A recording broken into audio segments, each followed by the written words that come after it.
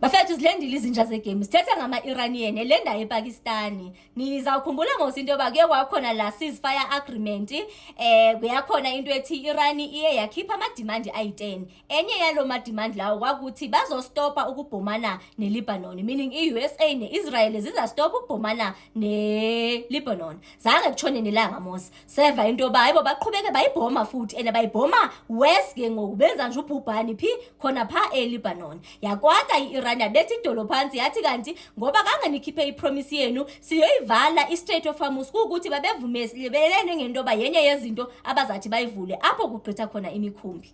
Kuthe kusesenjalo seva into ethi enye ngaphezulu nakwezo negotiations abazaba nazo i-Iran ikhiphe amagama athi akho nto ncama beyibhadlile abangayithetha bona no-Donald Trump because uyanqwakuza ndithi instead umuntu abanganegotiator nabo nguyi-deputy president yakhona ngu-JD Vance.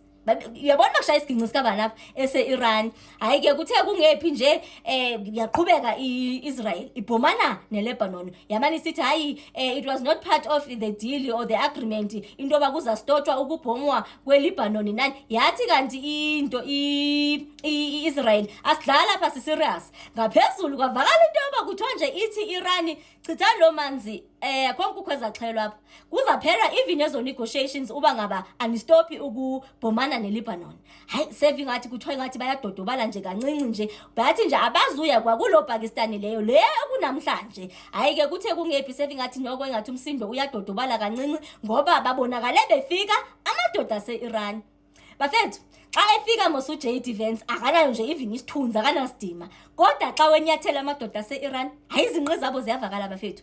Hayi bathe befika ndaqonda uba yane yabona lento eyenziwe yi-Iran bafethu yinto yi-case study nje okumele into yoba kufundwe nje ngayo, babonise nje into enobuntu because xa uthi uyaqwalasela awungeke uyazincama into yoba iLebanon yinto le nayo ocaba i-Iran ifuna ukuba protectela yona. Okwangoku singabe sisithi nje bubuntu boba besithi nje asizuhlala thina sibukelana nani nidlala nibulalana nabantu nibhomishana nabantu. Leya into bafethu they've made history. Phofu ke uDonald Trump ubonakale enaye uvini uJD Vance. Ubona nje into yoba ubaba ke ndinayo into ethi ubaba kuye lo nguDonald Trump hayi bafethu bebengeke balenza ixesha. Ibizawuphela ingekaqali kwaqala lo meeting yana yabo. So ufikile ke naye uJD Vance apho sizayibona throughout the course of the day into yoba ithini into yabo, ibe bayavumelana okanye abavumelani. Ibe zeziphi izinto i-Iran ezathi nayo iphinde izibeke on the table ezibe busy zi-negotiations zawo. Yabona mna bafethu I have never been really interested kuma geopolitics as I am now because this is history made. And ngendlela okungayo bafethu niyayibona into yoba i-Iran has joined ama-powerhouse. Xa kuyi-Iran, kuyi-China, kuyi-USA, kuyi-Russia, uyazibona into yoba right now hayi even i-Israel ibonakele into yoba iyinkwenkwe when it comes to Iran. So looking forward throughout the day. I will keep you guys updated into yoba ibe bayavumelana okanye nje kuthiwa nje chithani lo manzi akho nkukhu ezaxhelwa apha.